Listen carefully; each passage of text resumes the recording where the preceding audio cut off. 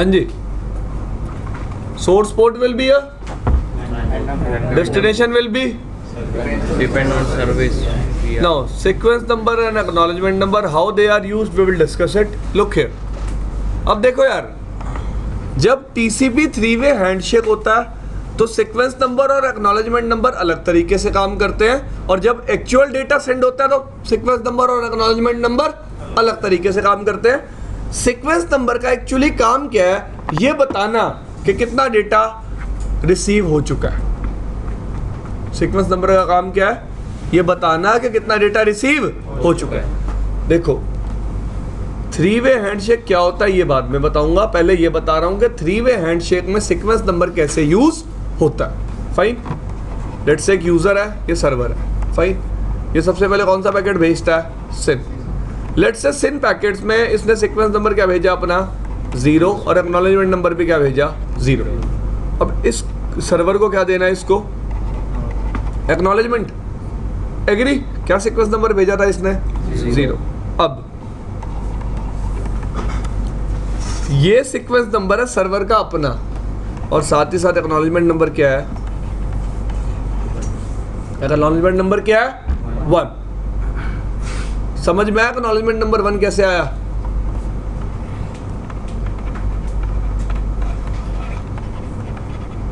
Acknowledgement number क्या होता है, sequence number plus 1।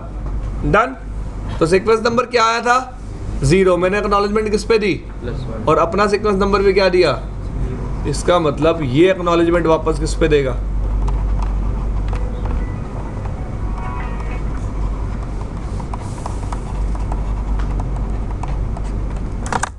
Sequence number 1 और एक्नॉलेजमेंट नंबर भी सीक्वेंस नंबर का 1 कर दिया उसने। एक्नॉलेज 1 किया था, सेम पैकेट का सीक्वेंस नंबर क्या था 0, दूसरे पैकेट का सीक्वेंस नंबर क्या है 1। तो 3-वे हैंडशेक में हमेशा जो आपका इंक्रीमेंट होता है वो +1 से होता है। किससे इंक्रीमेंट होता है, +1 से। एग्री, इतनी बात समझ में आई सबको? अब आफ्टर 3-वे हैंडशेक क्या सेंड होगा, अब एक्चुअल डेटा या फिर actual information that will be related to HTTP। तो लेट्स से ये कंप्यूटर सेंड कर रहा है डेटा, सीक्वेंस नंबर क्या है 1, एक्नॉलेजमेंट नंबर भी क्या है 1। लेट्स से एग्जांपल ले रहा हूं मैं सिर्फ, और डेटा का साइज क्या है,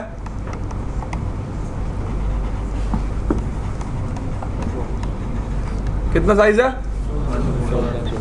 तो इस डेटा की जब एक्नॉलेजमेंट आएगी ना, एक्नॉलेजमेंट किस पे आएगी,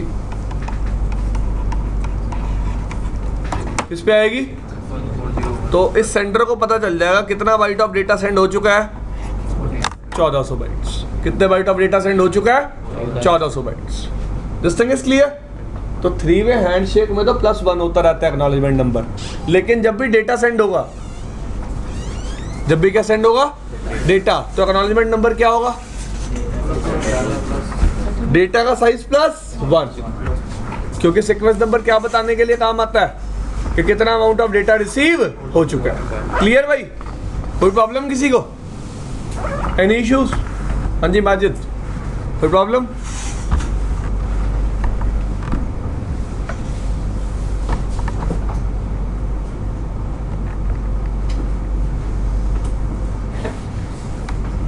हाँ जी पढ़ो क्या लिखा हुआ है।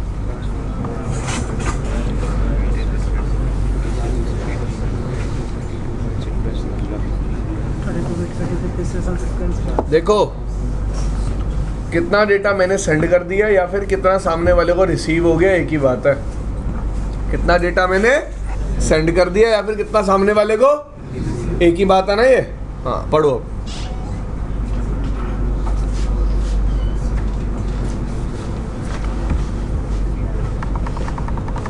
रुक जाओ यार, आप पढ़ो ना। Client on either side of a TCP session maintain a 32-bit sequence number. It uses to keep track of how much data it has sent. The sequence number is included on each transmitted packet and acknowledged by opposite host as an acknowledgement number to inform the sending host that the transmitted data was received successfully. When a host initiates a TCP session, its initial sequence number is effectively. अब एक बात बता देता हूँ, लोग क्या करते हैं, अपना वायर शार्क चला लेते हैं कि भाई हम सीक्वेंस नंबर को समझेंगे। भाई कभी भी वायर शार्क में वो एक्चुअल सीक्वेंस नंबर शो नहीं करता। वो क्या दिखाता है हमेशा आपको? Relative sequence number. तो यार प्लीज सीक्वेंस नंबर का कंसेप्ट वायर शार्क से मत बनाना, ठीक है? जैसा मैं आपको बता रहा हूँ, इट्स लिटरली लाइक दिस। आप गूगल पे पढ़ सकते हो, कहीं भी चेक कर सकते हो। अगर आप वायर शार्क खोल के बैठ जाओगे तो कंफ्यूज कौन होगा? आप लोग, मैं नहीं। ठीक है जी, चलो आगे लिखा भी हुआ है इसने, देखो। When a host initiates a TCP session, its initial sequence number is effectively random. It may be any value between 0 and 4 billion. 4 billion समझ में आया? सीक्वेंस नंबर की लेंथ क्या है? 32 बिट। तो कितना बड़ा हो सकता है सीक्वेंस नंबर? 0 से लेके 2 to the power 32 minus 1। Agree? अब however protocol analyzers like Wireshark will display relative sequence number and acknowledgement number in place of actual values. These numbers are relative to Initial sequence number of that. this is, as it is much easier to keep track of relatively small and rather than। अब क्या कह रहा है? देखो actual sequence number ये है जो wire पे सेंड हुआ है, F6LC6CB, बट उसके लिए रिलेटिव सीक्वेंस नंबर क्या दिखा रहा है? 0। दिखा आपको?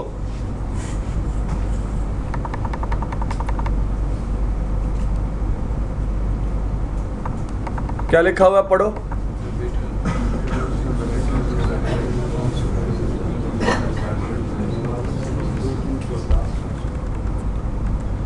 We can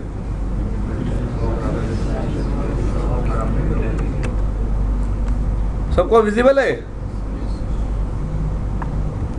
हाँ भाई, विजिबल है। अब देखो क्या कह रहा है। सबसे पहले कंप्यूटर ने सिन भेजी, ठीक है? ये सोर्स आईपी है, डेस्टिनेशन आईपी है, ठीक है भाई? सबको दिख रही है? सीक्वेंस नंबर क्या गया? एक्नॉलेजमेंट भी मान लो 0 ही गया था। क्या गया था? 0। अब सामने वाले ने सिन प्लस एक भेजा, सीक्वेंस नंबर क्या भेजा? 0। एक्नॉलेजमेंट नंबर क्या भेजा? 1। कर दिया 1 से इंक्रीमेंट। अब सामने वाले ने दोबारा नया पैकेट भेजा, एक्नॉलेजमेंट, सीक्वेंस नंबर क्या भेजा? एक्नॉलेजमेंट तो क्या ही भेज रहा था? 1, क्योंकि उसका सीक्वेंस क्या आया था? 0। इंक्रीमेंट हो गया। अब डेटा भेज रहा है कितने बाइट्स का? सीक्वेंस नंबर किसके साथ? एक्नॉलेजमेंट नंबर किसके साथ? रिप्लाई किस पे मिल रहा है? ध्यान से देखना, जो आखिरी डेटा B ने भेजा, लेट्स से ये A है और ये क्या है? B। जो आखिरी डेटा B ने भेजा था उसमें सीक्वेंस नंबर क्या था? अब जो B एक्नॉलेजमेंट भेज रहा है उसमें सीक्वेंस नंबर क्या है? 1। एक इंक्रीमेंट हो गया, ठीक है? और एक्नॉलेजमेंट किस पे दे रहा है? 726 पे 725 प्लस 1 कितना हो गया? 726। मतलब इसने सेंडर को बता दिया कि कितना डेटा रिसीव हो चुका है? 725 बाइट्स। कितना हो चुका है? 725 बाइट्स। क्लियर? कोई दिक्कत, कोई प्रॉब्लम? तो जैसे जैसे डेटा आप सेंड करते रहोगे आपको डेटा साइज +1 पे क्या मिलती रहेगी? एक्नॉलेजमेंट, जिससे आपको पता चलता रहेगा क्या, कितना डेटा रिसीव हो चुका है। क्लियर? समझ में आया सबको? पक्का? आगे चलूं? चलो। 1200 और 300 तो पहले में 1200 एक एक्नॉलेजमेंट जाएगी, दूसरे में 1500 एक जाएगी। अब एक बात और, टीसीपी में सेगमेंट बनते हैं, फ्रेगमेंट आईपी हेडर से होता है, तो वहाँ आइडेंटिफिकेशन नंबर काम करेगा, वहाँ सीक्वेंस नंबर काम नहीं करेगा। हाँ जी, ठीक है भाई। फ्रेगमेंटेशन कौन परफॉर्म करता है? राउटर। फ्रेगमेंटेशन कौन सी लेयर का प्रोसेस है? लेयर 3। हम कौन सी लेयर पढ़ रहे हैं? लेयर 4। लेयर 4, ठीक है भाई? इतनी बात समझ में आई? अब आगे एग्जांपल को कंटिन्यू करना है, आगे भी कर सकते हो। देखो ये क्या बता रहा है, इसने एक्नॉलेजमेंट दी, ठीक है भाई, सीक्वेंस नंबर 1 पर। फिर इसने एक्नॉलेजमेंट दी जिसका साइज क्या था? लेंथ कितनी थी? 1400। 78 ओ 48 सामने वाले ने उसके लिए क्या दी एक्नॉलेजमेंट। देखो एक्नॉलेजमेंट बता रहा है, जब एक्नॉलेजमेंट दे रहा है ना बता रहा है किस पर्टिकुलर पैकेट के लिए एक्नॉलेजमेंट दी है। सीक्वेंस नंबर क्या है 726 और एक्नॉलेजमेंट नंबर क्या है 14 48 प्लस 1 कितना हो गया 14 49। फिर इसने दोबारा एक्नॉलेजमेंट दी 14 49। एक्नॉलेजमेंट नंबर क्या यूज किया इसने 726। यार ये ना पिछले पैकेट से रिलेटेड होता है, रिलेट करता है पिछले पैकेट से। जो आपका सीक्वेंस नंबर और एक्नॉलेजमेंट नंबर होता है ना that is related to the last packet that you have sent. तो बेसिकली मैंने आपको मतलब समझा दिया। हाँ जी पूछो। पुराने पैकेट को देख के थी उसमें नंबर जो बढ़ गया वो बार बार रिपीट करेगा। बिल्कुल वही ये बार बार रिपीट कर रहा है, आप देख भी सकते हो।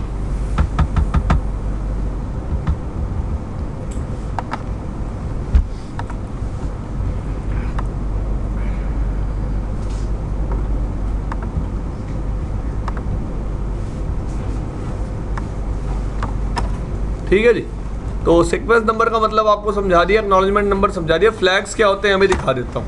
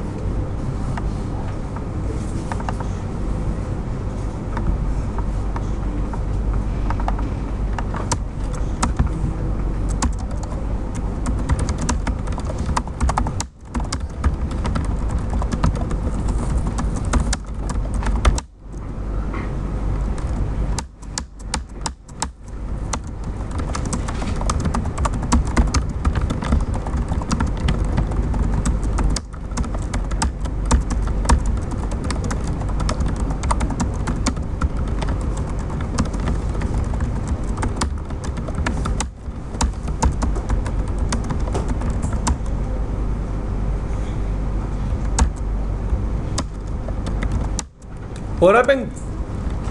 मैंने L2 पे क्या कॉन्फ़िगर किया टेलनेट डन। आपको पता है टेलनेट कौन से प्रोटोकॉल पे बेस्ड है TCP एग्री। तो सबसे पहले 3 वे हैंडशेक होगा, उसके बाद क्या फॉर्म होगा, उसके बाद टेलनेट डेटा जाएगा। फाइन कैप्चर कर लेते हैं यही चीज़ लिंक पे।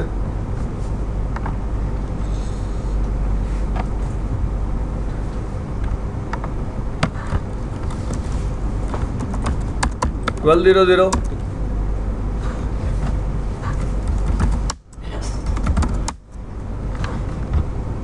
देखो जी, सबसे पहले क्या बना है, एक सबसे ऊपर देखो, बंद कर दो इस कैप्चर को।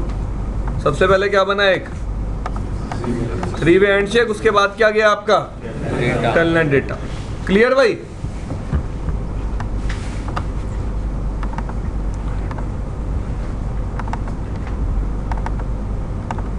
जो भी है टेलनेट का हेडर है, ठीक है जी। अब देखो सेगमेंट की लेंथ क्या है, नहीं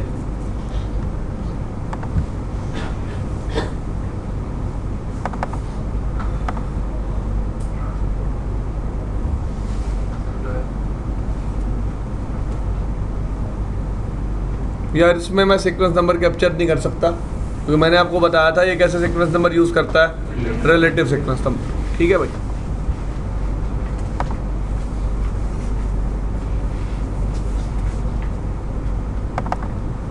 ऐसे देख सकते हैं हम, देखो क्या कह रहा है, सीक्वेंस नंबर क्या है 1। असली में सीक्वेंस नंबर क्या है A8FC6885। ये रैंडम सीक्वेंस नंबर होगा, ये एक हेक्साडेसिमल वैल्यू है। क्या ये एक हेक्साडेसिमल वैल्यू।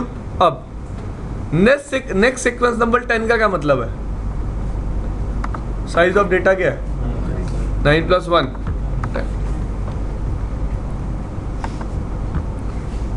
अब देखो यहाँ पे देखो साइज ऑफ डेटा क्या है 42 + 13 55. 42 प्लस 13 55।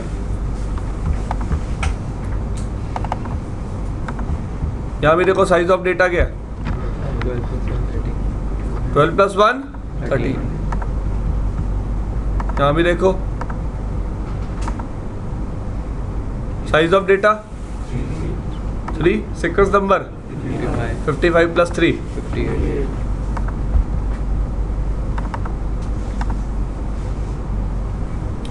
58 प्लस 6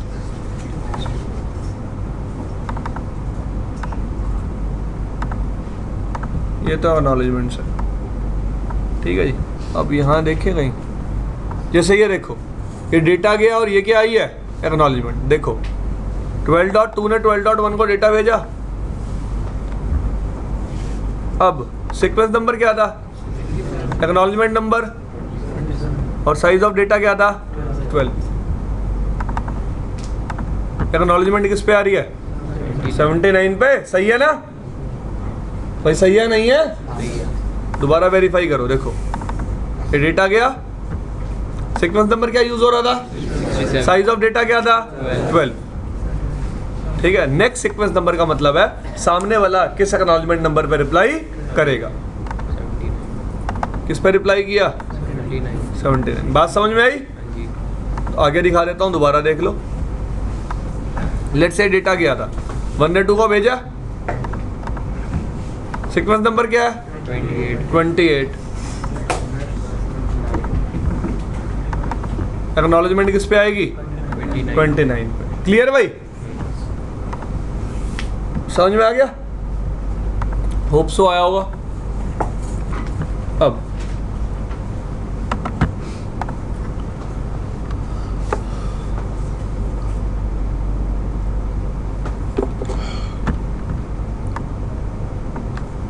ठीक है जी, सॉरी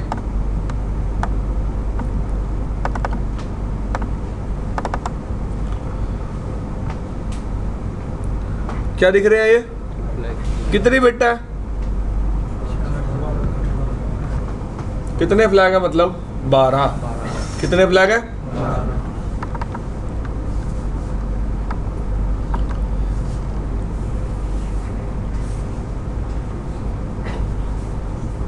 ठीक है भाई। देखो टोटल वैसे 16 बिट है, टोटल कितने बिट है 16। पहले 3 बिट क्या है रिजर्व्ड, चौथे बिट को मैंने कभी यूज किया ही नहीं, नंस लिखा हुआ है ना, नॉट सेट। अब 12 बिट यूज हुई है, कैसे, एक बिट क्या है CWR, आपको नहीं पढ़ना CWR क्या होता है, आपको नहीं पढ़ना ECN इको क्या होता है, आपको नहीं पढ़ना अर्जेंट बिट क्या होती है, छोड़ दो इसको। अगली बिट क्या होती है एक्नॉलेजमेंट, उसके बाद उसके बाद उसके बाद उसके बाद फिन, फाइन नहीं, FIN नहीं होता फाइन, तो FIN क्या होता है फिन। अब आप कहोगे सर ये तीनों चीजें क्यों नहीं पढ़नी, भाई अभी किसी काम की नहीं है। फाइन, अब क्या यूज होता है इन बिट्स का देख लेते हैं।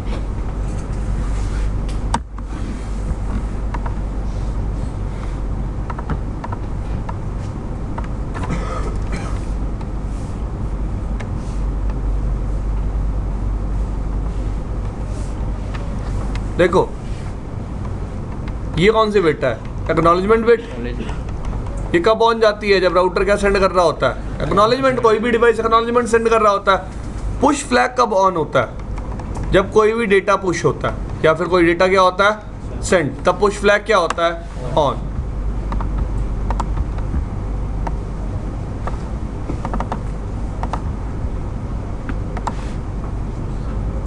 पुश फ्लैग क्या है सेट, क्योंकि इसमें क्या जा रहा है डेटा, क्या जा रहा है डेटा। डन भाई, समझ में आई इतनी बात। रीसेट का क्या मतलब होता है, आपने अपना ब्राउजर देखा है, दिखा देता हूं।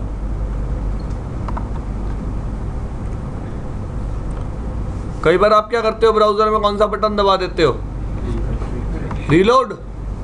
रीलोड बटन दबाने से सेशन क्या हो जाता है रीसेट। रीसेट होने का मतलब होता है दोबारा फॉर्म होगा सेशन। TCP 3 वे हैंडशेक दोबारा होगा, TCP 3 वे हैंडशेक दोबारा होगा। नेक्स्ट कौन सा आता है? रीसेट तो पढ़ा दिया। सिन, सिन का मतलब क्या है? Synchronization bit. ठीक है जी, क्या मतलब है सिन बिट का बात करेंगे अभी। फिन का मतलब क्या है? कनेक्शन को क्या कर देना? फिनिश। कनेक्शन को क्या कर देना? फिनिश। जब आप अपने ब्राउजर में क्लोज टैब दबा देते हो तो कनेक्शन क्या हो जाता है? फिनिश। अब सारी बात यह है सिन बिट का मतलब क्या है। सिन बिट का मतलब जानने के लिए मैं यहां आ जाता हूं, पैकेट कैप्चर पे। ठीक है जी, तो आपको सबको दिख रहा है यहाँ सिन बिट, उसके बाद क्या दिख रहा है? सिन प्लस सेक, उसके बाद एक्नॉलेजमेंट। तो स्टार्टिंग में 3 वे हैंडशेक का बेनिफिट क्या है? वरना डेटा तो मैं डायरेक्ट भी भेज सकता था। तो सबसे पहले 3 वे हैंडशेक में जो चीज नेगोशिएट होती है दैट इज एमएसएस। क्या नेगोशिएट होता है? एमएसएस। चलो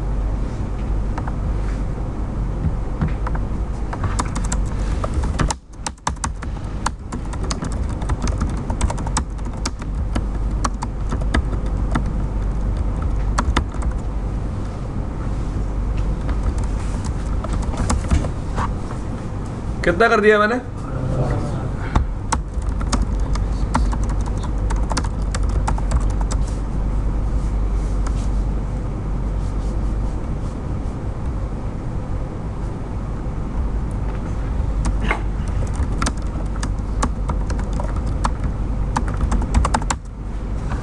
ठीक है, एमएसएस कितना कर दिया एंड पे? 1200।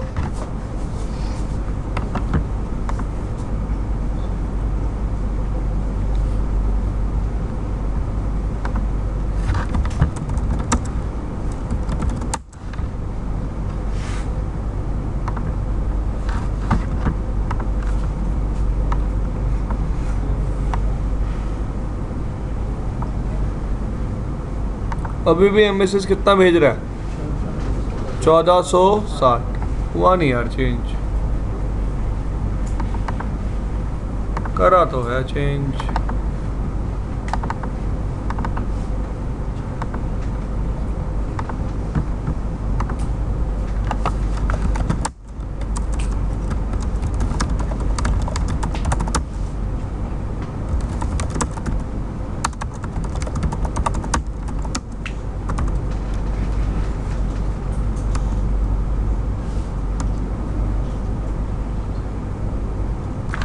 लिखा हुआ है ना?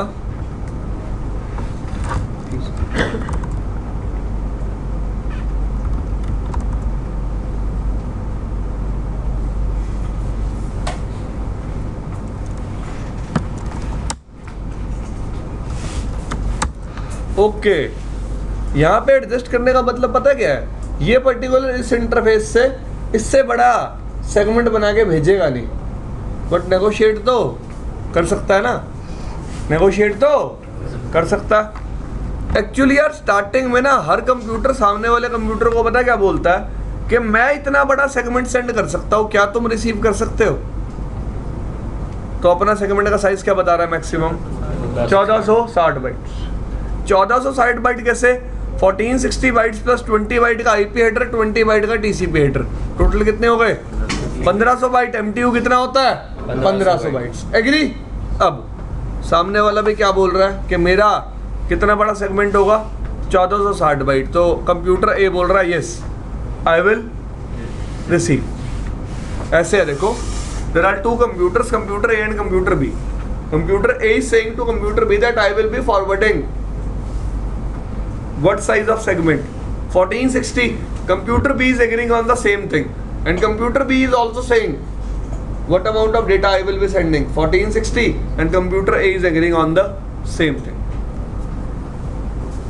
Clear भाई?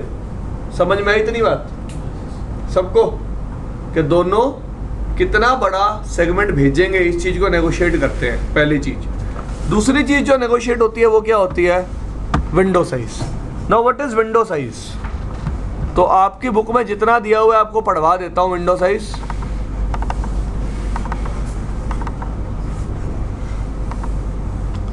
एक मिनट दे दो बस मुझे।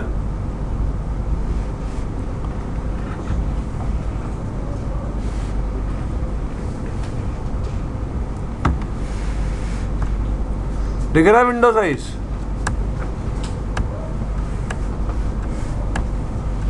हाँ जी।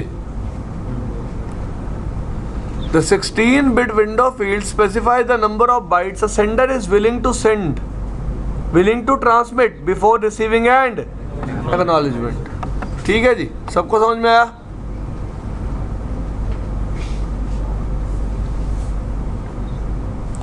सबको समझ में आया? Window field specify the number of bytes a sender is willing to transmit before receiving an acknowledgement from the receiver. तो दोनों अपना विंडो साइज बताते हैं एक दूसरे को। हाँ भाई, मैं इतना ट्रैफिक सेंड करने के बाद तुझे एक्नॉलेजमेंट दूंगा, तू इतना ट्रैफिक सेंड करने के बाद मुझे एक्नॉलेजमेंट दियो। क्लियर भाई? सो ये काम होता है आपका टीसीपी 3-वे हैंडशेक में। एक तो आपका विंडो साइज पता चल जाता है दोनों कंप्यूटर्स को एक दूसरे का, और दोनों को क्या पता चल जाता है? एमएसएस। इतना काम होने के बाद वो एक्चुअल क्या सेंड करते हैं? डेटा। एक्चुअल का सेंड करते हैं? डेटा। डन भाई?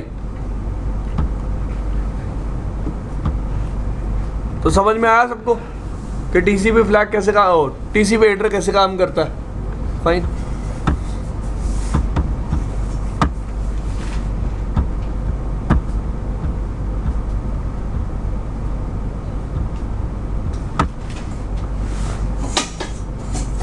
हाँ जी।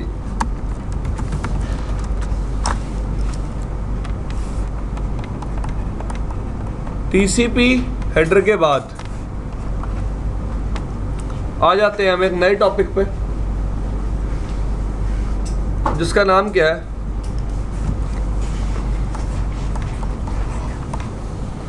जीआरई। नेट आता है भाई सबको? हाँ भाई, सबको एक नेट का प्रैक्टिकल करें पहले छोटा सा, फिर चलेंगे किस पे? जीआरई। ठीक है भाई?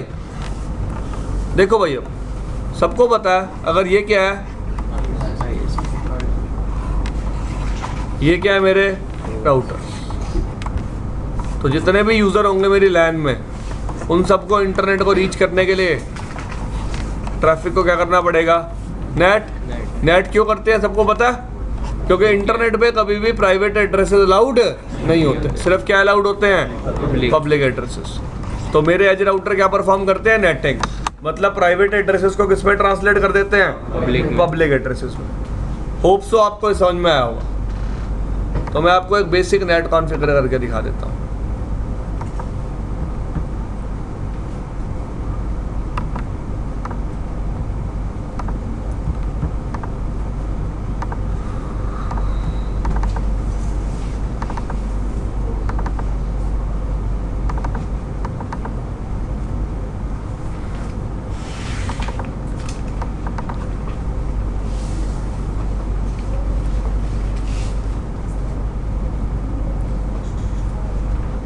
डन भाई? कोई प्रॉब्लम?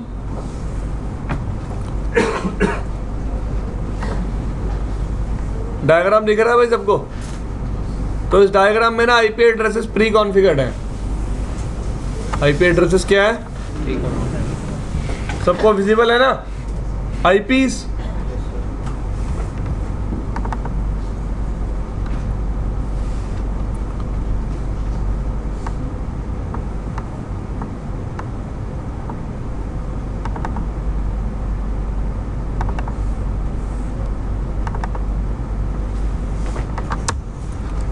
सबसे पहले आईपीएस दिखा देता हूँ। यूजर की आईपी क्या है?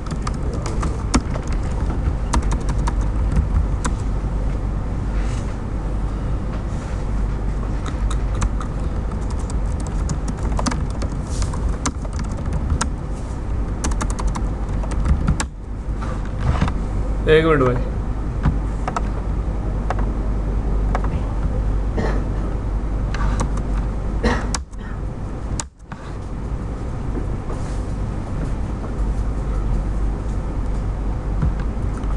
ठीक है? ये वाला ऑन कर लिया, इसको भूल जाओ भी टनल बनल जो लिख रखा है। ठीक है भाई? रब भी कर दिया मैंने।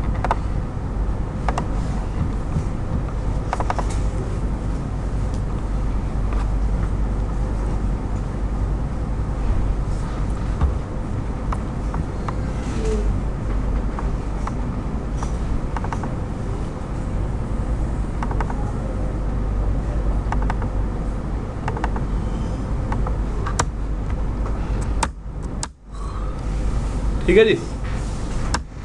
देखो अब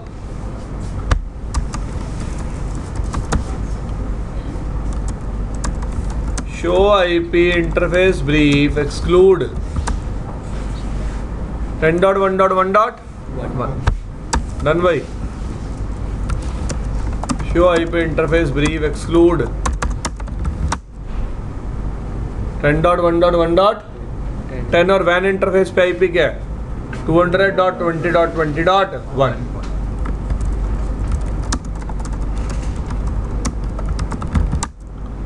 यहाँ पे आईपी क्या है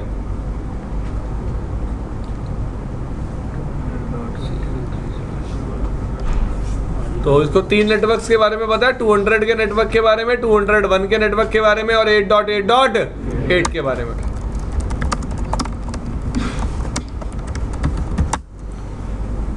इसको कितने नेटवर्क्स के बारे में पता है 201 के बारे में और 10 के बारे में। डन भाई।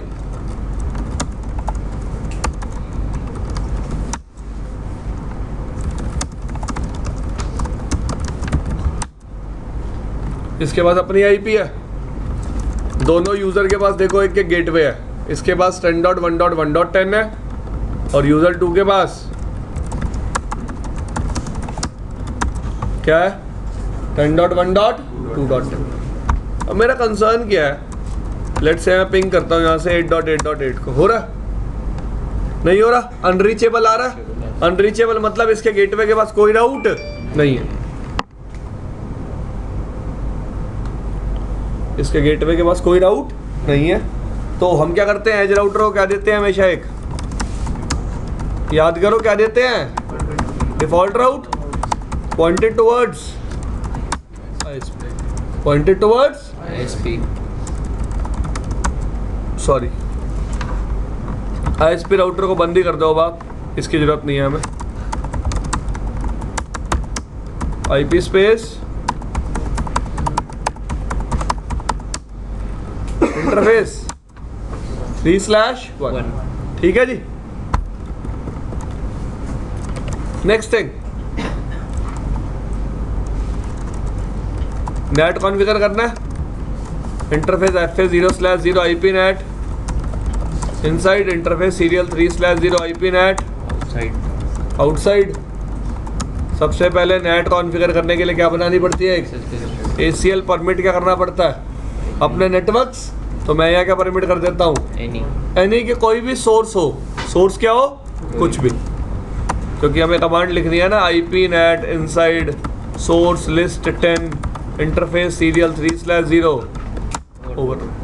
मतलब क्या इस कमांड का, उस सारे ट्रैफिक को नेट कर देना जो इनसाइड से आए, जिसका सोर्स किस में मैच हो ACL नंबर 10 में, किस इंटरफेस में नेट कर देना 3/0। डन भाई। सिमिलर वे में किस पे नेट कॉन्फ़िगर करेंगे, बेंगलोर वाले राउटर पे IP NAT IP NAT Outside. IP access list permit any IP NAT inside source list 10 interface 3/1.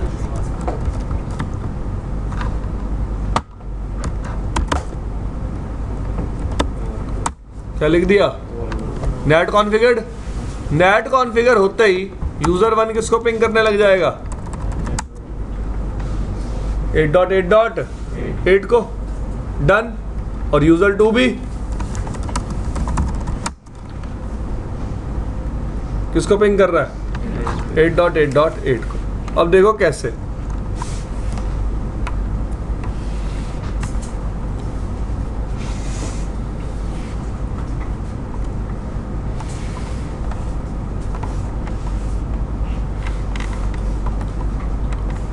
यहाँ से ट्रैफिक चलता है, सोर्स क्या है,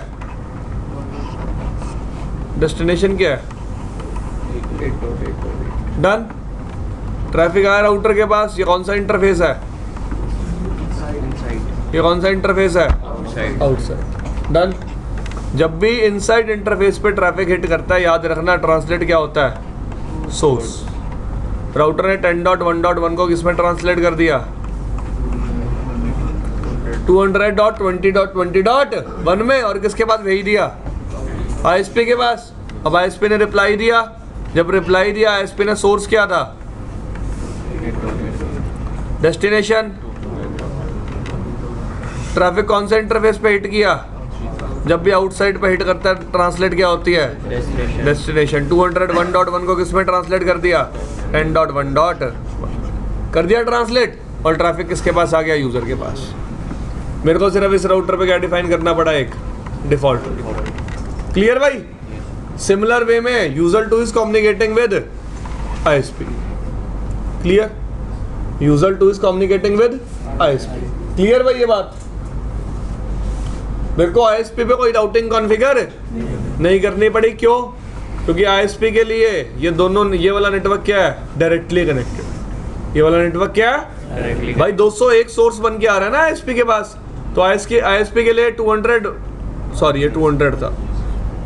200 वाला नेटवर्क क्या है? Directly connected. This thing is clear? अब देखो,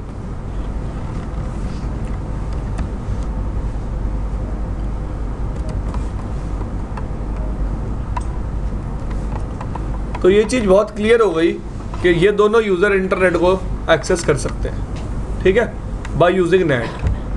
बट मेरा कंसर्न क्या है कि अगर इन दोनों साइट्स को आपस में कम्युनिकेट करना है तो किस तरीके से करेंगे? याद रखना, इंटरनेट पे कोई भी ट्रैफिक जाएगा उसमें आईपीस कैसी होनी चाहिए? पब्लिक। अगर उसमें आईपीस क्या है? प्राइवेट। तो ट्रैफिक क्या हो जाएगा? क्योंकि इंटरनेट पे प्रेजेंट डिवाइसेस को कभी भी प्राइवेट नेटवर्क्स की इंफॉर्मेशन नहीं होती। एग्री? तो लेट्स से अगर आप यहाँ से ट्रैफिक भेजना चाहते हो 10.1.1 से किसके पास? 10.1.2.1 के पास। तो जैसे ही ट्रैफिक डिफॉल्ट रूट के थ्रू इसके पास फॉरवर्ड तो हो जाएगा, लेकिन ये ट्रैफिक को क्या कर देगा? ड्रॉप। क्योंकि ना इसको ये वाले नेटवर्क के बारे में पता है, ना इसको ये वाले नेटवर्क के बारे में पता है। एग्री? दिखाऊं आपको?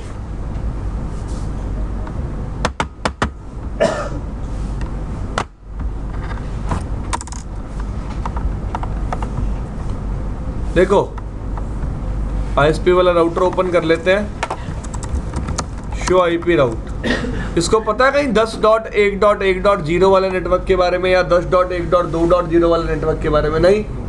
क्लियर? सबको दिख रहा है? लेकिन मैं क्या चाहता हूं कि मेरी दो साइट्स आपस में क्या करें? कम्युनिकेट। तो मैं क्या करूंगा गाइस, इन दोनों साइट्स के बीच में एक टनल बिल्ड कर दूंगा। क्या बिल्ड कर दूंगा? फिजिकली मेरे दो राउटर्स डायरेक्टली कनेक्टेड नहीं है, लेकिन मैं लॉजिकली उनको क्या कर दूंगा? Directly connected. क्या कर दूंगा? Directly connected by building a tunnel between these two routers. That tunnel is called GRE। That tunnel is called GRE। अब देखते हैं GRE का कंसेप्ट क्या होता है।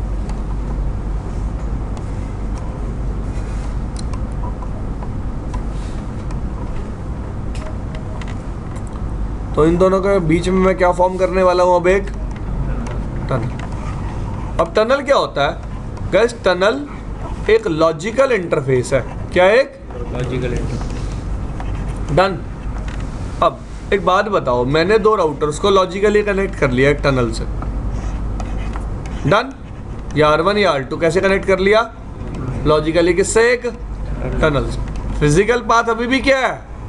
यही है, लेकिन लॉजिकली कैसे कनेक्ट कर लिया? एक टनल से। अब इंटरफेस नंबर कुछ भी हो सकता है दोनों एंड पे, एक जगह 1 एक जगह 2। एग्री? लेकिन मुझे जो आईपीस यूज करनी पड़ेंगी वो सेम सबनेट की यूज करनी पड़ेंगी। यहाँ क्या यूज करूंगा? 12.1। यहाँ क्या यूज करूंगा? 12.2। भाई देखो, दो डिवाइसेस को आप फिजिकली कनेक्ट करो या लॉजिकली कनेक्ट करो, दोनों एंड्स पे सेम सबनेट का आईपी यूज करना पड़ेगा। एग्री? दोनों एंड्स पे सेम सबनेट का आईपी यूज करना पड़ेगा। अब कंसर्न क्या है यार? यहाँ पे ध्यान से देखो,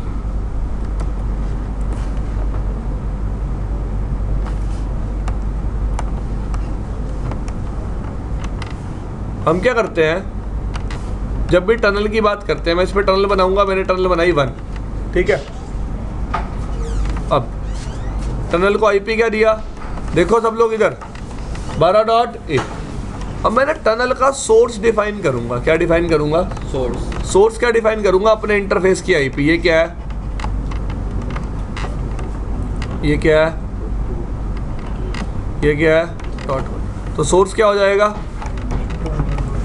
और डेस्टिनेशन क्या हो जाएगा टनल का, 1.1। समझ में आया सबको? टनल का सोर्स मेरी वैन आईपी, टनल का डेस्टिनेशन सामने वाले साइट की वैन आईपी। अभी बताऊंगा इससे क्या होगा, इतना समझ लो पहले। यहाँ भी क्या बनाऊंगा, एक tunnel interface, number can be same, number can be different also. मैंने क्या यूज कर लिया, डिफरेंट, फाइन। मैंने आईपी क्या यूज करी टनल की, 12.2। मैंने टनल का सोर्स क्या यूज किया, 201.1। टनल का डेस्टिनेशन क्या यूज किया, 200.1। डन भाई, इतनी चीज क्लियर है सबको। अब होगा क्या, मैंने दो राउटर्स को कैसे कनेक्ट कर दिया गाइस। अब लॉजिकली यहाँ आईपी क्या दे दिया, यहाँ का आईपी क्या दे दिया। राउटर एक एंट्री बना लेगा कि 12 का नेटवर्क किससे कनेक्टेड है, टनल से। जैसे फिजिकल इंटरफेस पे आप आईपी देते हो, राउटर राउटिंग टेबल में एक एंट्री बना लेता है कि ये पर्टिकुलर नेटवर्क इस फिजिकल इंटरफेस से कनेक्टेड है, यस और नो।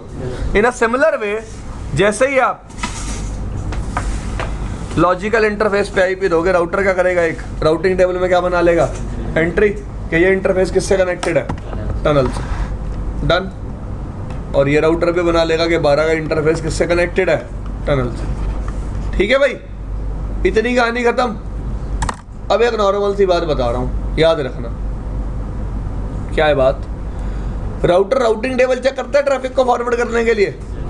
अब दो चीजें होंगी, राउटर ने राउटिंग टेबल चेक करी, डेस्टिनेशन आईपी के लिए लुकअप किया राउटिंग टेबल में। पहला केस क्या बनेगा कि जो एग्जिट इंटरफेस राउटिंग टेबल में मिलेगा वो फिजिकल होगा। क्या होगा? और दूसरा केस क्या बनेगा, जो एग्जिट इंटरफेस उसे राउटिंग टेबल में मिलेगा वो क्या होगा, लॉजिकल। लॉजिकल मतलब टनल, लॉजिकल मतलब टनल। अब देखो, जब भी आपका एग्जिट इंटरफेस फिजिकल होगा,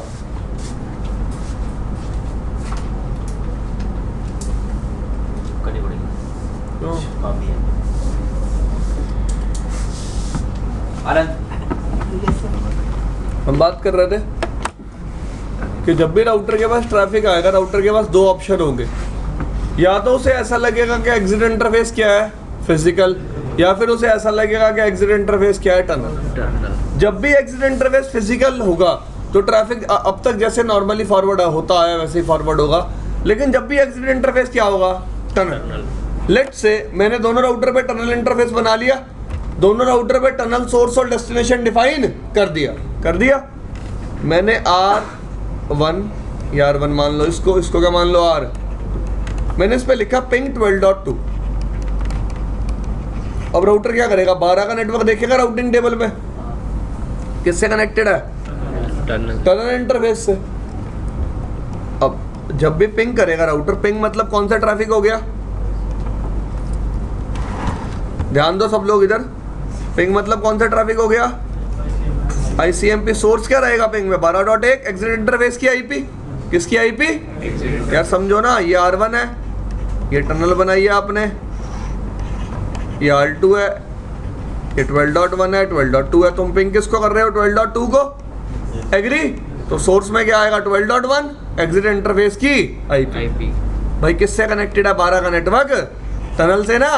तो टनल इंटरफेस की आईपी किस में आएगी, सोर्स में, क्योंकि एग्जिट इंटरफेस आईपी किस में आती है, सोर्स में। ये ट्रैफिक बन गया। पर अब राउटर को दिखा कि भाई एग्जिट इंटरफेस क्या है, टनल। मतलब अगर इस ट्रैफिक को ऐसे ही फॉरवर्ड कर दिया, ये तो ISP ड्रॉप कर देगा, एग्री। तो राउटर क्या करेगा, इस पर्टिकुलर ट्रैफिक को एनकैप्सुलेट करेगा। क्या करेगा, एनकैप्सुलेट। क्या करेगा, कौन से हेडर से, GRE कर दिया। GRE से एनकैप्सुलेट करने के बाद इस पर्टिकुलर ट्रैफिक पे एक नया हेडर लगाएगा। एक नया क्या लगाएगा, IP हेडर, जिसमें सोर्स क्या होगा, टनल का सोर्स, और डेस्टिनेशन क्या होगा, टनल का डेस्टिनेशन। सोर्स क्या होगा, टनल का सोर्स, और डेस्टिनेशन क्या होगा, टनल का डेस्टिनेशन। और इस ट्रैफिक को अपने इसी फिजिकल इंटरफेस से बाहर भेज देगा, ISP के पास आएगा। ISP कौन सा IP हेडर चेक करेगा, जो नए वाला लगाया, एग्री। इस IP हेडर में एड्रेसेस कौन से हैं, पब्लिक। इसका मतलब आईएसपी को हमेशा कौन से आईपीस विजिबल होंगे? पब्लिक आईपीस को चेक करके आईएसपी ट्रैफिक किस तक फॉरवर्ड कर देगा? डेस्टिनेशन तक। किस तक फॉरवर्ड कर देगा? डेस्टिनेशन तक। एग्री? जब ट्रैफिक डेस्टिनेशन पे रिसीव होगा, ठीक है, तो इस इंटरफेस पे रिसीव होगा। चलो मैं कलर चेंज कर देता हूं, ये विजिबल है यहाँ। इस इंटरफेस पे रिसीव होगा। अब इस इंटरफेस पे जो ट्रैफिक रिसीव हो रहा है, डेस्टिनेशन आईपी क्या आ रही है? 201.1। ये इंटरफेस कहेगा ये ट्रैफिक तो मेरे लिए है, और इस ट्रैफिक को आगे ओपन करेगा। इस पर्टिकुलर आईपी हेडर में जो प्रोटोकॉल फील्ड में वैल्यू होगी वो होगी 47। क्या होगी? 47। जैसे ही वैल्यू देखेगा ना 47, इसे पता चल जाएगा ये एक्चुअल ट्रैफिक नहीं है, ये ट्रैफिक किसका है? किसका है? जीआरई का।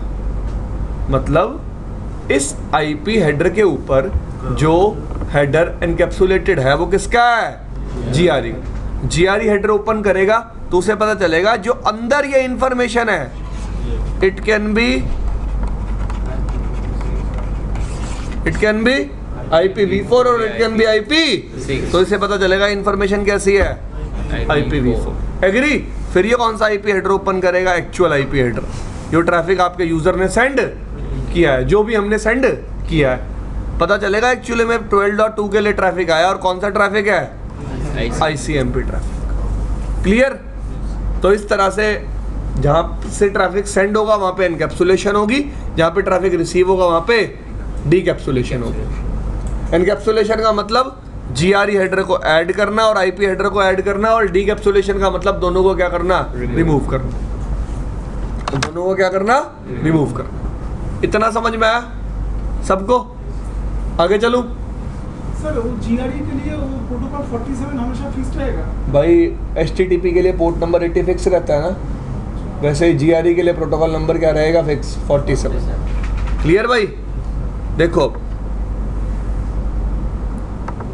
बहुत आसान है इनके बीच में टनल बनाना, ध्यान से देखना।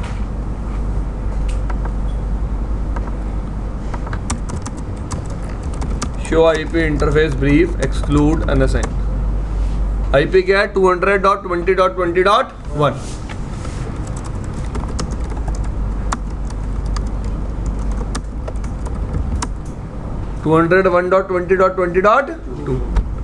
तो मैं पहले दिल्ली वाले राउटर पे आ जाता हूँ, ठीक है। तो मैंने इस पे कौन सा इंटरफेस बनाया? Interface tunnel.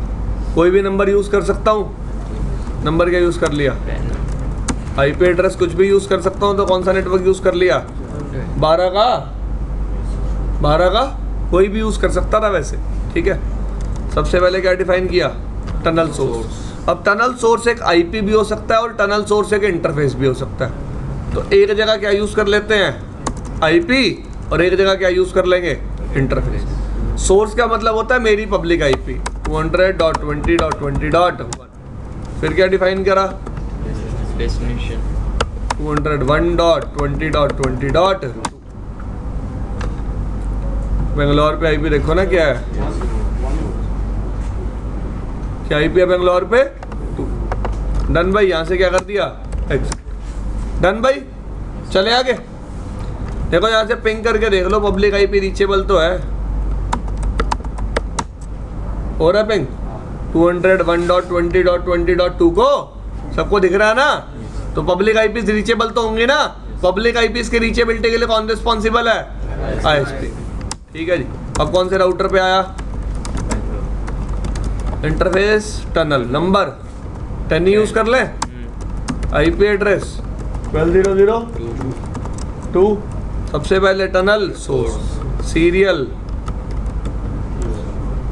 3/1, tunnel destination 200.20.20. Exit. तो देखो दिल्ली एनबी पे एंट्री देखो, शो आईपी राउट कनेक्टेड। तो आपको दिख रहा है कि 12 का नेटवर्क किससे कनेक्टेड है? टनल से। एग्री? और बेंगलोर पे एंट्री देखो, 12 का नेटवर्क किससे कनेक्टेड है? टनल से। और मैंने आपको क्या बताया? दो ही चीज़ें होंगी जब भी राउटर के पास ट्रैफिक आएगा, या तो exit interface physical interface IP होगी, या तो एग्जिट इंटरफेस टनल आईपी हो। तो जब भी टनल आईपी होगी तो राउटर ट्रैफिक को क्या करेगा, एनकैप्सुलेट। क्या करेगा? और जब भी फिजिकल इंटरफेस होगा डायरेक्ट क्यों डीकैप्सुलेट करेगा यार, नॉर्मली भेज देगा, डायरेक्टली भेज देगा। डायरेक्टली नेट करेगा और किसके पास भेज देगा, आईएसपी के पास। लेकिन जब भी टनल इंटरफेस होगा एग्जिट में, ट्रैफिक को क्या करेगा, एनकैप्सुलेट। कैप्सूलेट। क्लियर भाई? सर ये शो आईपी और शो आईपी और कनेक्टेड, ये दो कॉमन में डिफरेंट क्या है? कनेक्टेड में सिर्फ कनेक्टेड दिखाएगा, शो आईपी और सब कुछ दिखाएगा। ठीक है जी। अब मैंने यहाँ से पिंग किया 12002 को, हो रहा है? अब एक बात बताओ, क्या आईएसपी को 12 के नेटवर्क के बारे में कुछ पता है? नहीं। वो तो एक वर्चुअल नेटवर्क है वैसे भी। किसके बीच में? दिल्ली एनबी और बेंगलोर एनबी के बीच में। एग्री भाई? कोई प्रॉब्लम किसी को? नहीं। अब इस लिंक को कैप्चर करते हैं और ट्रैफिक देखते हैं कैसे जा रहा है।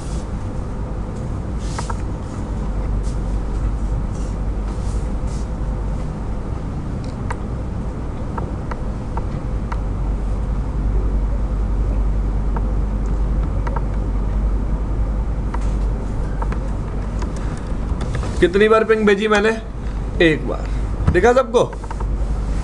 अब देखो सब, एक्चुअल ट्रैफिक आईसीएमपी था, सोर्स क्या था 12.1, डेस्टिनेशन क्या था 12.2। एग्जिट इंटरफेस आईपी आ गई सोर्स में।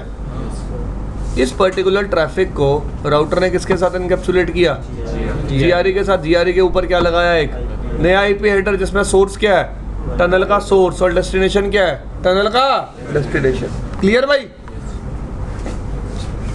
अब मैंने इस पैकेट को खोला, इसमें देखा प्रोटोकॉल में वैल्यू क्या है 47। जब ये ट्रैफिक रिसीव होगा एनबी बेंगलोर वाले राउटर पे, एनबी बेंगलोर वाला राउटर का इस देखो ये है, इस पे जब ये ट्रैफिक रिसीव होगा तो राउटर को क्या लगेगा, ट्रैफिक उसी के लिए आया। हाँ। लेकिन जब वो प्रोटोकॉल नंबर चेक करेगा उसे पता चलेगा ये ट्रैफिक कौन सा है, जीआरई। जीआरई ओपन करने के बाद पता चलेगा ट्रैफिक कौन सा है, आईपी, IPv4। और उसके बाद पता चलेगा IPv4 में डेस्टिनेशन किसके लिए आया, 12.2 के लिए। और एक्चुअल ट्रैफिक क्या है, आईसीएमपी। क्या है, ICMP। This is clear? समझ में आया सबको?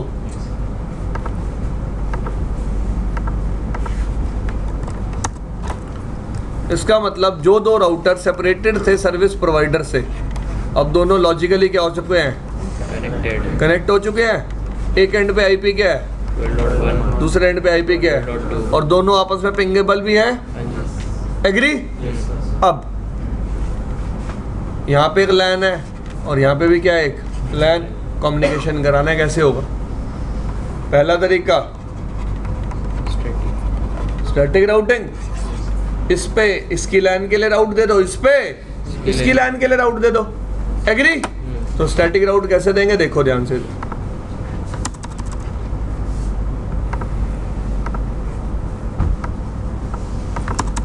दिल्ली एनबी पे लिखूंगा आईपी स्पेस राउट 10.1.2.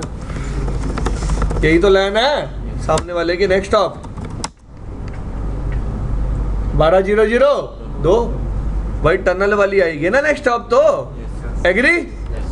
और बेंगलोर पे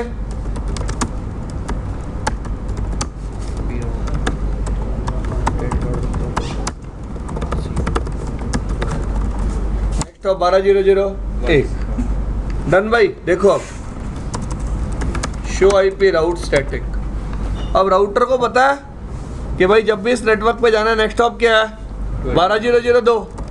अब 12.0.0.2 को कैसे रीच करना है, 12 का नेटवर्क तो क्या है, कौन से इंटरफेस से, मतलब जब भी 12.0.0.2 पे जाने की ये बात करे ट्रैफिक को एनकैप्सुलेट कर देना।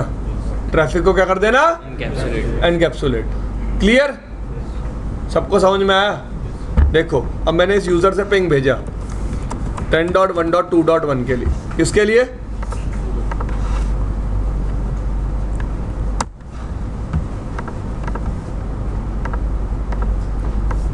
ठीक है जी।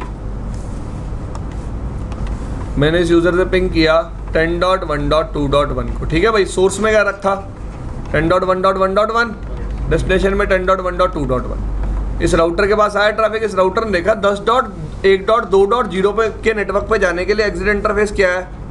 टनल। तो इसने इस ट्रैफिक के आगे क्या लगाया पहले तो? GRE। फिर क्या लगाया? नया आईपी हेडर। इस आईपी हेडर में सोर्स क्या रखा? डेस्टिनेशन। किसके पास भेज दिया? इसने किसके पास भेजा? अब इसको लगा ट्रैफिक इसके लिए आया है, फिर इसने कौन सी वैल्यू देखी? वैल्यू क्या थी? 47। पता चला ट्रैफिक कौन सा है? GRE। जीआरई में कौन सा ट्रैफिक छुपा हुआ है? आईपी। फिर ये हेडर खोला और फिर पता चला एक्चुअल ट्रैफिक कौन सा है? आईसीएमपी। क्लियर भाई? चलो पिंग करके दिखा देता हूँ आपको। हो रहा है पिंग? सबको दिख रहा है? स्टैटिक राउटिंग के थ्रू मैंने अचीव किया है पिंग। कौन सी राउटिंग के थ्रू? Static routing. सबको समझ में आया? ये लो,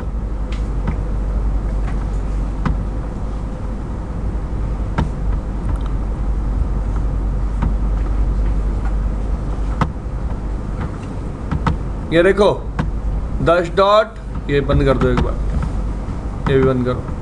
10.1.1.1 सोर्स में था, 10.1.2.1 किसमें था? डेस्टिनेशन में आईसीएमपी ट्रैफिक था। ट्रैफिक को राउटर ने किसके साथ एनकैप्सुलेट किया? जीआरई के ऊपर क्या लगाया? अपना एक नया आईपी हेडर। क्लियर भाई? कहाँ गया था? नीचे। ओके, फॉलो करवा लेते उनको भी अपने को। फीस फूस तो दे दूंगा, फॉलो तो करो मुझे। सच बता दो ना, ऐसा कितने लोगों के साथ किया है? मैं ही मिला तेरे को फॉलो करवाने के लिए भी।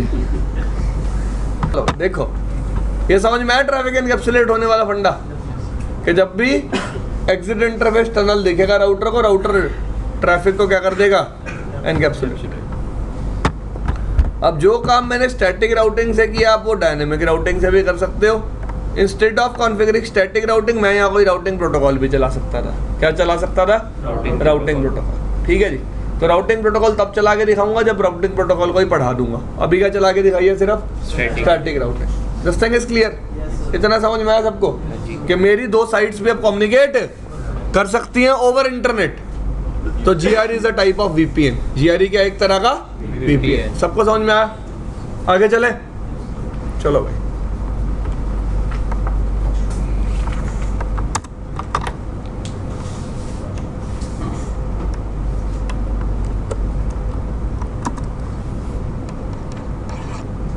ठीक है? सबको समझ में आ रहा है ना? हाँ भाई, और इंदम दा कोई प्रॉब्लम? पक्का? चलो देखो भाई,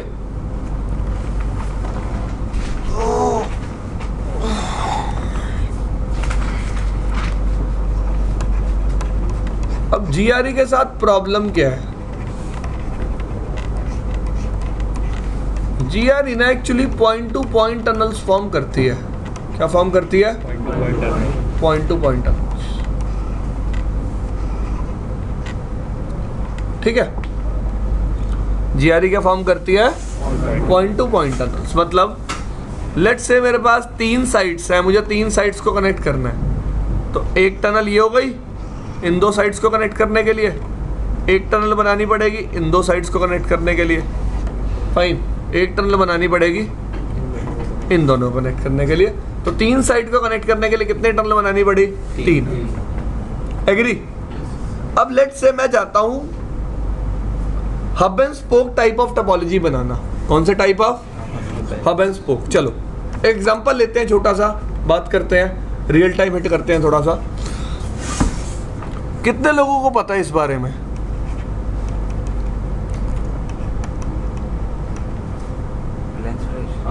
देखा? सबने देखा होगा। लेट्स से एक रिलायंस फ्रेश का ऑफिस है सेक्टर 14 में। ठीक है? ये एक और ऑफिस है सेक्टर 15 में, फिर सेक्टर 16 में, फिर सेक्टर 17 में। ठीक है? अब इनका एक मेन ऑफिस भी है। कहाँ पे? डीएलएफ में, जहाँ पे क्या रखे हुए इन्होंने अपने सर्वर्स। अब बंदे के माइंड में अगर रिलायंस फ्रेश अंडे खरीदे ना, सर्वर का क्या काम है भाई? देखो दिन की कितनी सेल हुई, ये सारी इंफॉर्मेशन कहाँ अपडेट करनी है मुझे? एक सर्वर पे। एग्री? अब ऐसा तो है नहीं कि मैं रिलायंस फ्रेश सेक्टर 14 और डीएलएफ के बीच में एक डेडिकेटेड लिंक लूंगा। क्या लूंगा? एक Dedicated. Dedicated link. आपने एक टर्म सुनी है आज तक, Lease line. Lease line. Lease line का मतलब क्या होता है? एक डेडिकेटेड लिंक दो साइड्स के बीच में। Dedicated in terms of bandwidth, not in terms of media. Dedicated in terms of, Band. Not in terms of media. Media. दोबारा बताता हूँ। लेट से एक राउटर बेंगलोर में, एक राउटर दिल्ली में। तूने कहा भाई मुझे तो इनको लीज लाइन से कनेक्ट करना है, तो ऐसा नहीं है कि उस लिंक पे सिर्फ तुम दोनों ही हो, होंगे और राउटर भी, लेकिन जो बैंडविड्थ है वो आपके हमेशा क्या रहेगी? डेडिकेटेड। एक पाथ आपके लिए क्या हो चुका है? Reserve. Reserve, fix. क्लियर भाई? This thing is clear. तो मैं एक तार बिछा दूंगा कहां से? बेंगलोर से दिल्ली तक, लेकिन वो क्या पड़ेगी? बहुत ही कॉस्टली। क्या पड़ेगी? और ऐसा नहीं है तुम आज बोलोगे तो तुम्हारे लिए आज तार बिछेगी, तार पहले ही बिछी हुई है, तुम्हें सिर्फ एक क्या मिल जाएगा? कनेक्शन। क्या मिल जाएगा? कनेक्शन। इतनी बात समझ में आई? लीज लाइन बहुत कॉस्टली सॉल्यूशन है। क्या है? बहुत Costly. तो नॉर्मली लोग क्या करते हैं? क्या ले लिया? आईएसपी से इंटरनेट कनेक्शन। अब आईएसपी से इंटरनेट कनेक्शन लेते ही पब्लिक आईपी की रीचेबिलिटी अपने आप हो गई। तो लेट से ये पब्लिक आईपी कौन सी है? ये क्या है? ये क्या है? 30. ये क्या है? ये क्या है? 50.1। अब सबको सर्वर पे इंफॉर्मेशन को अपडेट करना है, एग्री? तो इस डीएलएफ वाले राउटर को कितनी टनल बनानी पड़ेंगी? एक तो रिलायंस फ्रेश सेक्टर 14 के साथ, एक सेक्टर 15 के साथ, एक सेक्टर 16 के. और एक सेक्टर 17 के साथ। और लेट से यहाँ पे ऐसे ही 5000 साइट्स होती तो कितनी टनल्स बनानी पड़ती? 5000। तो जो नंबर ऑफ टनल्स की कॉन्फ़िगरेशन है मेरी मेन साइट पे, हब साइट पे, वो बहुत ज़्यादा है। तो मैं इस डीएलएफ वाली साइट को क्या बोल लेता हूँ? हब। अब इन सबको क्या बोल लेता हूँ? स्पोक्स। क्या बोल लेता हूँ? स्पोक्स। अगर हम लीज लाइन भी लेते तो फिर भी सिंगल सिंगल लेनी पड़नी थी इंडिविजुअल लीज लाइन लेनी पड़ती सबके बीच में। हाँ जी, 5 लीज लाइन्स। ठीक है, इतनी चीज समझ में आई? अब कितनी टनल्स बनानी पड़ी 4 साइट से कनेक्ट करने के लिए? 4। और मैं कह रहा हूँ वैसे अगर 500 साइट होती तो 500 टनल बनती, 5000 साइट होती तो नंबर ऑफ जो टनल इंटरफेसेस आप राउटर पे कॉन्फ़िगर कर रहे हो वो क्या हो जाते? बहुत ज़्यादा। पहली बात। दूसरी बात, जो नंबर ऑफ नेटवर्क्स आएंगे राउटिंग टेबल में वो भी तो बहुत ज़्यादा हो जाएंगे। एक बात, अगर 4 टनल चलेंगे तो कितने नेटवर्क आएंगे? 4। 50 चलेंगी तो 50. 60 चलेंगे तो 500 चलेंगे तो 1000 चलेंगे तो 1000। बात खत्म, क्योंकि सारे डायरेक्टली कनेक्टेड नेटवर्क होंगे। यस और नो? एग्री? तो जैसे नंबर ऑफ टनल्स इंक्रीज होंगी, नंबर ऑफ स्पोक्स इंक्रीज होंगे, मेरी राउटिंग टेबल का साइज भी बढ़ता जाएगा। इस प्रॉब्लम को रिजॉल्व करने के लिए सबसे पहली प्रॉब्लम क्या है?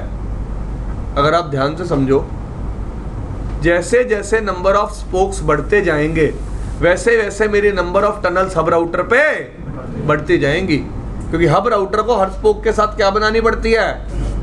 Point two point tunnel. क्या बनानी पड़ती है? डन भाई?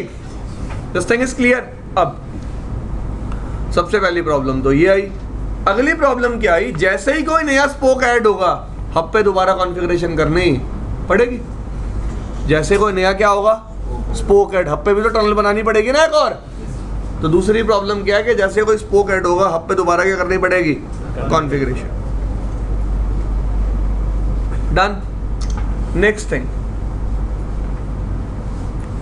Spoke to spoke communication possible है, लेकिन वाया हब। तो अगर 10,000 स्पोक है, सारे बात करना चाहते हैं आपस में, किसके वाया बात करेंगे? तो हब की तो लग गई भाई। एग्री? तो इन प्रॉब्लम्स को रिजॉल्व करने के लिए हमने एक GRE की एक्सटेंशन बनाई जिसको हम बोलते हैं DM VPN। क्या बोलते हैं? DM VPN। देखो GRE कैसा VPN है? Point two point, point two point. अब आप कहोगे सर आप GRE के लिए VPN टर्म क्यों यूज कर रहे हो? VPN stands for virtual private network. VPN का मतलब क्या होता है? अपने प्राइवेट ट्रैफिक को कैरी करवाना ओवर पब्लिक इंफ्रास्ट्रक्चर।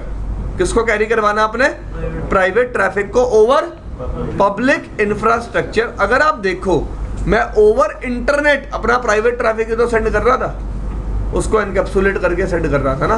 किसे सेंड कर रहा था? उसको एनकैप्सुलेट करके। क्लियर? कौन सा ट्रैफिक सेंड कर रहा था? और प्राइवेट ओवर पब्लिक नेटवर्क। लेकिन आईएसपी को इसके बारे में पता ना चले, इसलिए मैंने ट्रैफिक को क्या कर दिया था? एनकैप्सुलेट। क्या कर दिया था? Encapsulate. This thing is clear. अब देखो आगे,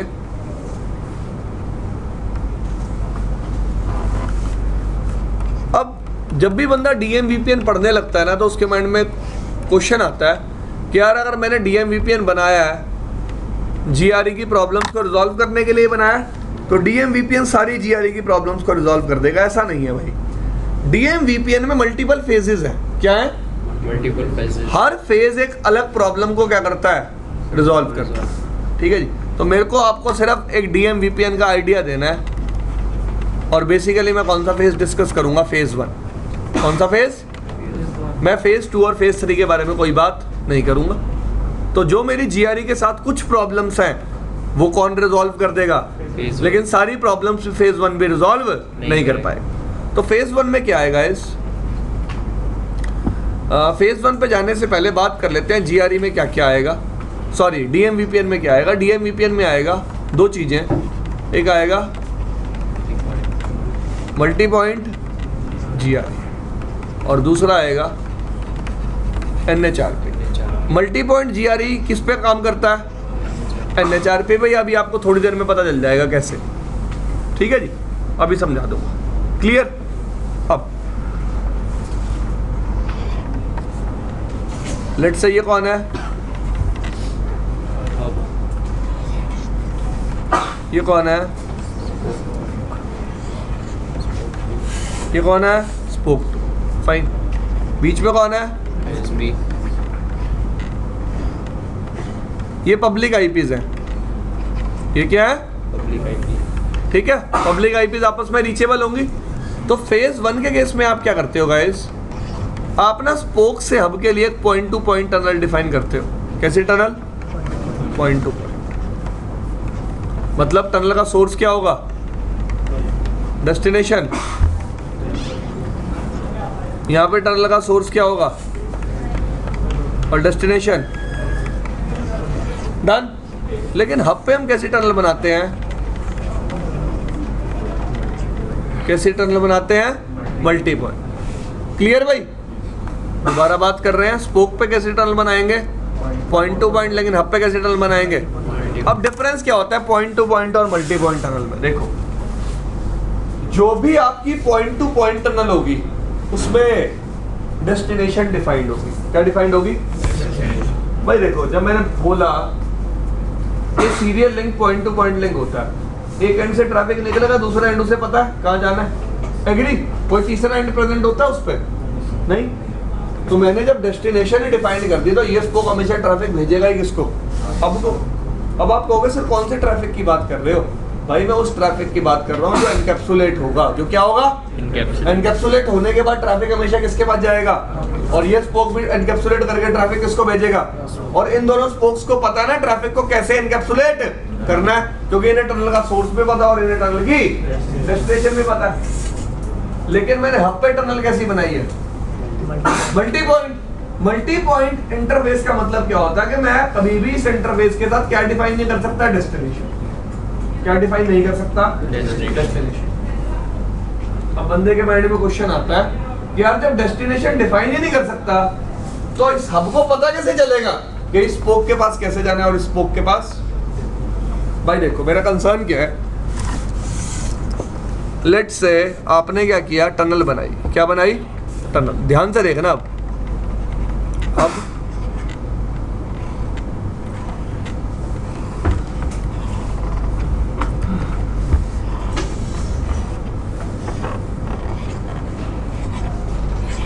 स्पोक 1, स्पोक डन।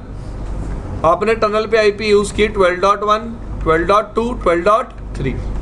ये 10.1, 20.1 और 30.1। ये क्या है आपकी? Public eyepiece. और ये क्या है आपकी? Tunnel eyepiece. कौन सी आईपीस? तो आपने स्पोक को बता दिया है, क्या बता दिया कि जब भी ट्रैफिक एनकैप्सुलेट करके भेजना हो सोर्स क्या होगा और डेस्टिनेशन क्या होगा। स्पोक को भी बता दिया आपने, जब भी ट्रैफिक एनकैप्सुलेट करके भेजना सोर्स क्या होगा और डेस्टिनेशन क्या होगा 10.1। एग्री। अब प्रॉब्लम है हब के साथ, क्योंकि हब पे मैंने टनल कैसी बनाई है, मल्टी पॉइंट। अब लेट्स से भाई 12.2 को रीच करना है, तो हब को पता थोड़ा ना कि 12.2 को रीच करना है, तो मुझे सोर्स में क्या रखना है 10.1 और डेस्टिनेशन में क्या रखना है 20.1। भाई पब्लिक आईपी पे भेजेगा ना ट्रैफिक, यस और नो। Yes, sir. और हब को ये भी नहीं पता कि अगर मुझे 12.3 को रीच करना है तो सोर्स में रखना है 10.1 और डेस्टिनेशन में रखना है 30.1। एग्री। Yes, sir. हब को ये दोनों बातें नहीं पता। तो मल्टी पॉइंट जीआरई जो इंटरफेस है ना, उस केस में हम कभी भी डेस्टिनेशन डिफाइन नहीं करते। लेकिन एक प्रॉब्लम आती है कि हब को पता कैसे चलेगा कि इस स्पोक को कैसे रीच करना है और इस स्पोक को कैसे रीच करना है। तो ये प्रॉब्लम कौन रिजॉल्व कर देता है हमारी, कौन रिजॉल्व कर देता है NHRP। कौन रिजॉल्व कर देता है, नेक्स्ट हॉप रेजोल्यूशन प्रोटोकॉल। क्या नाम है इस प्रोटोकॉल का, नेक्स्ट हॉप रेजोल्यूशन प्रोटोकॉल। क्या होगा, मैं हब को क्या बनाता हूं सर्वर, और इन दोनों को क्या बनाता हूं क्लाइंट। NHRP सर्वर और NHRP क्लाइंट। क्लाइंट को बताता हूं इनका सर्वर कौन है, क्लाइंट को क्या बताता हूं इनका सर्वर कौन है। जैसे इनको मैं बताऊंगा इनका सर्वर कौन है, ये अपने सर्वर के पास मतलब अपने हब के पास क्या भेजेंगे, एक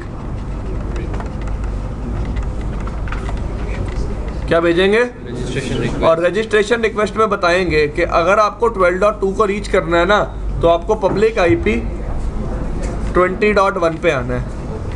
तो आपको पब्लिक आईपी 20.1 और ये भी भेजेगा एक रजिस्ट्रेशन रिक्वेस्ट। क्या भेजेगा कि आपको 12.3 को अगर कभी भी रीच करना है तो आपको किसके पास आना है 30.1 पे। 30.1 के पास। तो ये मैपिंग मेरे को हब पे स्टैटिकली बनाने की जरूरत नहीं है। कैसे लान होगी, dynamically with the help of which messages, registration request. With the help of which messages, registration request. ये चीज समझ में आई।